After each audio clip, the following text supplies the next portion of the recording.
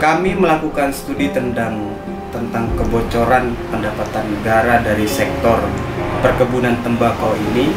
Memang kami melihat adanya potensi pendapatan negara yang tidak terbayarkan.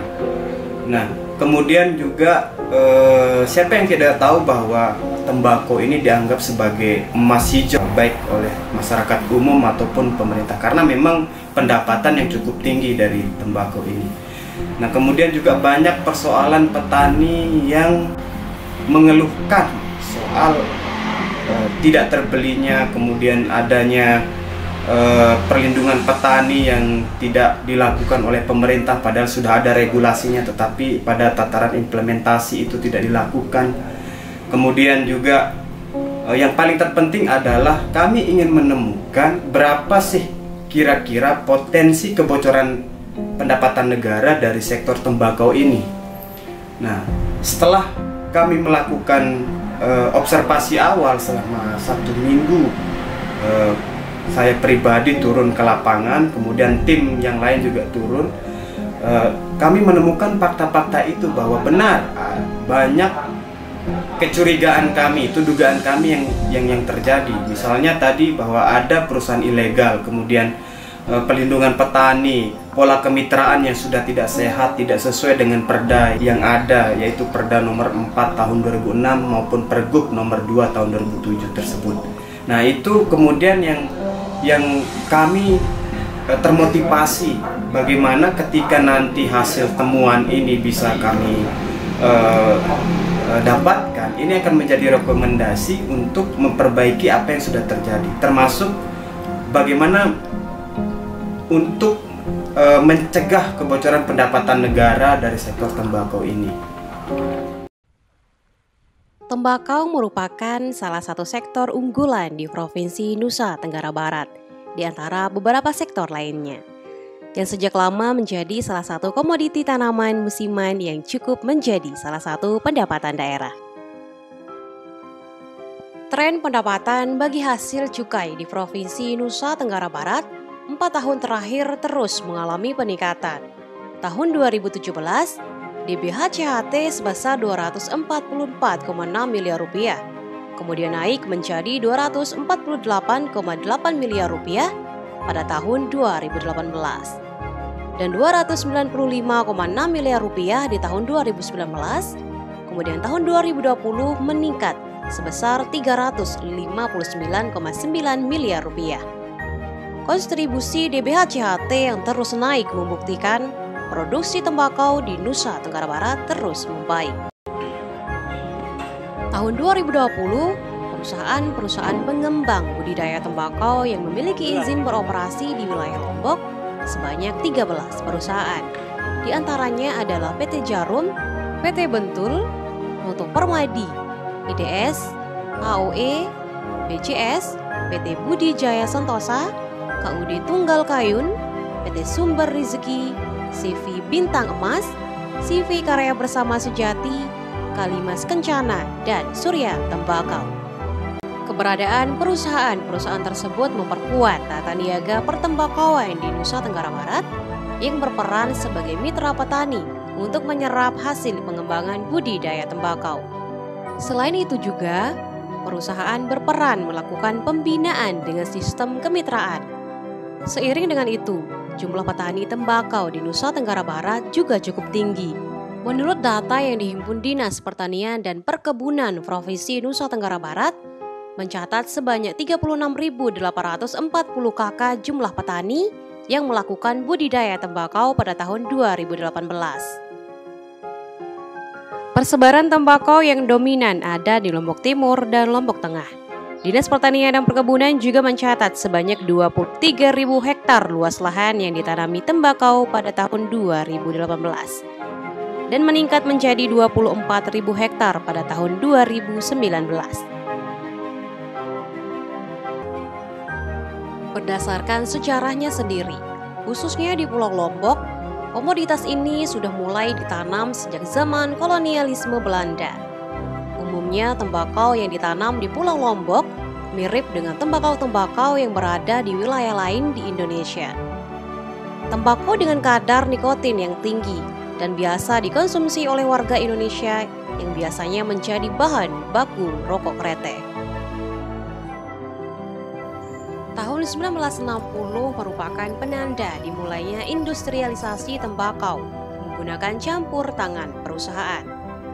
Masuknya PT Faroka SA di tahun itu menjadi perusahaan pertama membuka perkebunan tembakau di Lombok. Selanjutnya disusul dengan munculnya beberapa perusahaan lain seperti PT BAT, PT P27, PT GIEB, dan UD Tanijaya. Pada tahun 1985, masuk PT Djarum yang juga membuka perkebunan tembakau di Lombok. Masuknya PT Djarum ini juga merupakan penanda untuk mulai ditanamnya jenis tembakau yang sesungguhnya belum terlalu banyak dikonsumsi pasar dalam negeri, yaitu jenis tembakau Virginia Flucure, karena umumnya jenis tembakau ini digunakan sebagai bahan baku rokok putih dan rokok kretek jenis mild. Bermunculannya perusahaan-perusahaan yang tertarik dengan tembakau Lombok terus meningkat. Hingga saat ini dari perusahaan raksasa hingga perusahaan kecil ikut bersaing dalam tata niaga pertembakauan di Lombok. Dalam praktik kemitraan ini, ada dugaan perusahaan melakukan kecurangan dalam proses jual beli antara petani dengan perusahaan. Berdasarkan informasi yang dikumpulkan sementara bahwa diduga ada potongan 2 kilo per bal oleh perusahaan dari penjualan yang dilakukan oleh petani. Kemudian perusahaan juga memotong biaya materai dan PPh dari petani yang akan diserahkan kepada negara. Kami juga mengidentifikasi kemungkinan adanya jual beli antara perusahaan dengan petani tidak tercatat dan mengakibatkan hilangnya pendapatan daerah. Tindakan ini dilakukan oleh perusahaan ilegal atau tidak memiliki izin operasi jual beli di areal Nusa Tenggara Barat. Perusahaan ini juga tidak memiliki gudang dan tempat penampungan. Perusahaan ini datang dari luar daerah dan pembeliannya dilakukan langsung di rumah-rumah petani atau bekerja sama dengan pengepul. Hal lain, kegiatan-kegiatan dan proses pengelolaan sumber daya alam di sektor perkebunan harus dibarengi dengan konsep transparansi, partisipasi, dan akuntabilitas. Namun, ruang keterlibatan masyarakat dalam melakukan kontrol terhadap kekayaan sumber daya alam, terutama dalam konteks penerimaan negara di sektor perkebunan sangatlah minim. Sehingga upaya meningkatkan peran serta masyarakat dalam melakukan kontrol penerimaan negara harus ditingkatkan. Berangkat dari hal tersebut, kami memandang penting untuk melakukan pendalaman terhadap masalah yang terjadi, sehingga perlu melakukan investigasi agar menjawab permasalahan yang dikemukakan. Dalam investigasi yang dipilih adalah wilayah kabupaten yang memiliki luasan tanam yang paling besar dan berdekatan dengan sentra lokasi perusahaan tembakau. Lokasi ini dipilih untuk memudahkan proses pengumpulan data dan juga informasi.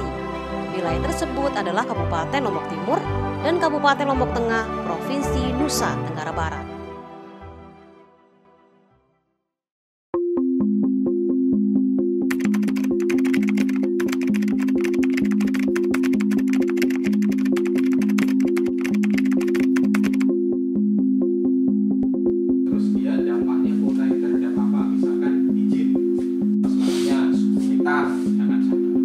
Di dalam menyusun perencanaan investigasi ini menjadi faktor utama yang harus kita lakukan. Di situ nanti kita akan melakukan tahapan kira-kira apa yang akan kita investigasi, sumber daya apa yang kita butuhkan di dalam investigasi, sampai dengan sumber daya yang kita miliki pun juga harus kita rencanakan di dalam investigasi. Itu tujuannya adalah untuk mempermudah kita di dalam nanti proses pelaksanaan investigasinya.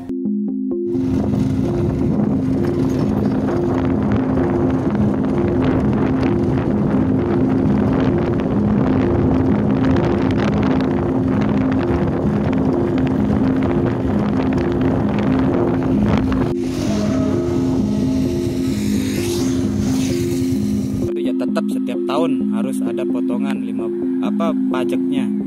Tetap itu pokok 10 kali kirim itu harus potongan. Harus potongan pajak. Iya 10 kali udah dipotong. Ngirim potong. Nah, setiap bon itu ada potongan.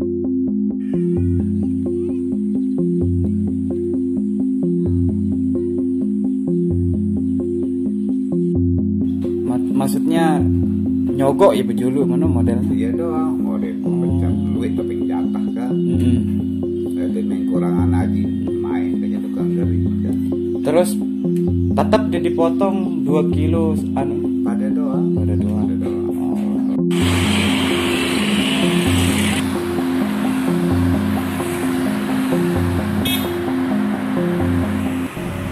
Di dalam investigasi ini bagaimana kita melakukan observasi lapangan.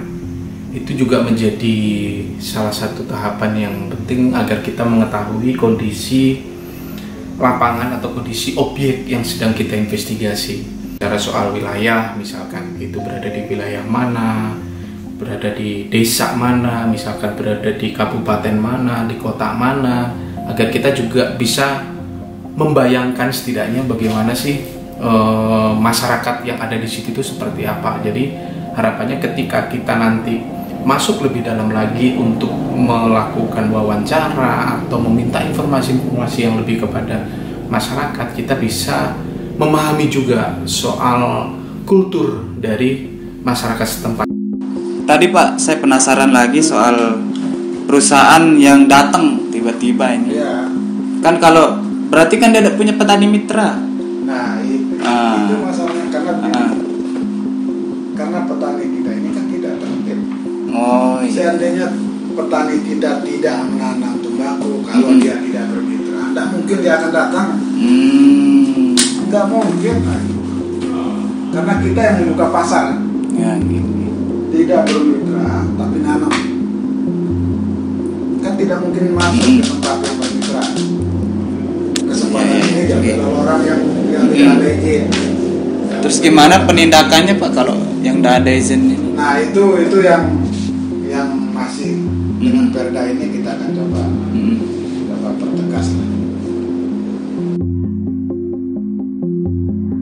Di dalam melakukan collecting data, kompilasi regulasi serta kodifikasi, ini juga merupakan satu kegiatan di dalam investigasi yang harus dilakukan, karena ini bisa menjadi sumber informasi awal kita untuk kita bisa lebih masuk ke dalam target-target investigasi yang akan kita lakukan.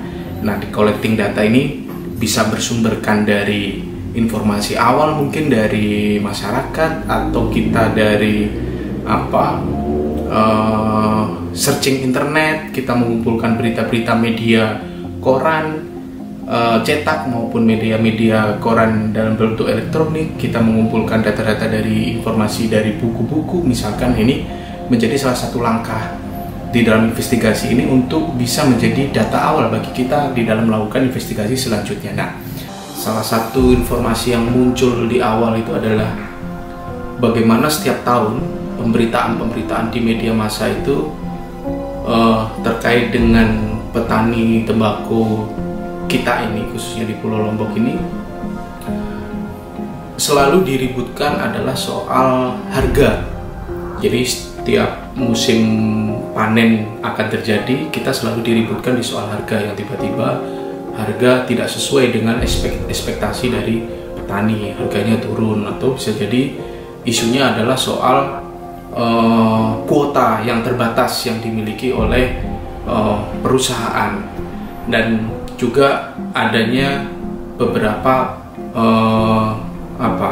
tindakan-tindakan yang sebenarnya tidak patut untuk dilakukan. Misalkan terjadinya potensi-potensi kebocoran pendapatan daerah sebenarnya di dalam proses-proses itu, ini juga muncul menjadi informasi awal bagi kita untuk kita melakukan investigasi ini. Analisis data dan dokumen di dalam sebuah rangkaian investigasi ini menjadi ujung tombak dari beberapa proses investigasi yang sudah kita lakukan, karena di dalam analisis data ini sendiri akan menentukan kira-kira hasil investigasi ini seperti apa. Karena ketika dokumen-dokumen sudah dikumpulkan, informasi-informasi sudah kita kumpulkan dari berbagai sumber, kita akan melakukan analisis di dalam investigasi ini. Bebas saja menggunakan pendekatan seperti apa, tergantung dokumen dan fakta-fakta yang kita kumpulkan itu seberapa banyak dan seberapa berkualitas. Itu nanti di dalam analisisnya inilah akan menentukan kira-kira yang menjadi tujuan dari investigasi kita ini seperti apa nanti hasilnya. Apakah dugaan-dugaan kita terhadap objek yang sedang kita investigasi itu benar adanya, atau bahkan justru dugaan kita itu salah, karena di dalam investigasi ini bukan mencari alasan pembenar atas dugaan yang timbul atas dasar informasi yang kita dapatkan di awal, tapi kita mencari kira-kira fakta yang sebenarnya itu seperti apa. Kalaupun misalkan hasilnya nanti ternyata asumsi di awal kita itu salah, ya tidak jadi persoalan, karena memang itulah hasil dari investigasi yang kita lakukan. Makanya ketika tahapan tadi itu berhasil dilakukan dengan baik, hingga sampai kita membuat satu analisis data yang kita kumpulkan dan juga dokumen-dokumen yang kita kumpulkan itu, maka hasilnya itu yang terbaik yang bisa kita dapatkan.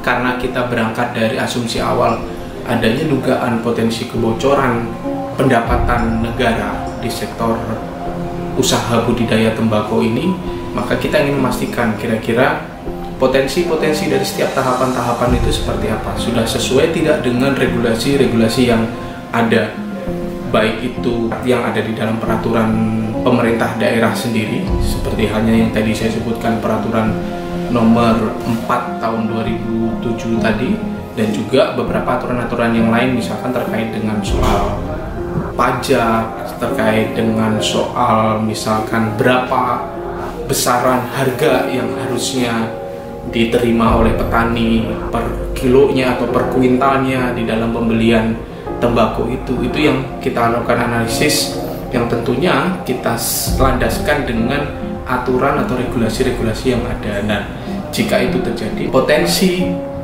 terjadinya kebocoran negara itu sangat mungkin akan terjadi, karena tidak ada aturan yang mendasarinya. Jika di lapangan kita temukan adanya pungutan, adanya misalkan harga yang tidak sesuai, itu yang sederhana sebenarnya di dalam proses investigasi yang kita lakukan, dan ini sangat mungkin bisa dilakukan oleh siapapun dan dimanapun oleh teman-teman semua.